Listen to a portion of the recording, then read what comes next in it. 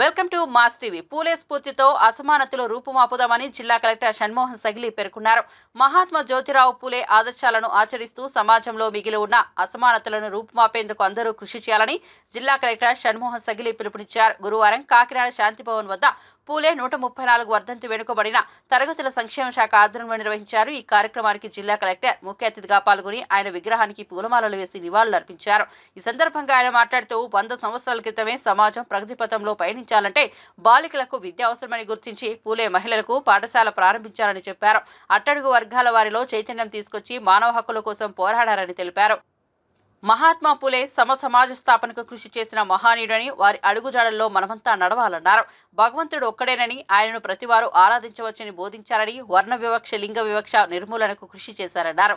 ఈ కార్యక్రమంలో జిల్లా బీసీ వెల్ఫేర్ అధికారి M Lalli, ED BC corporation Srinivas, Arjun BC welfare officer M Subbarao, Satish తదితరులు పాల్గొన్నారు.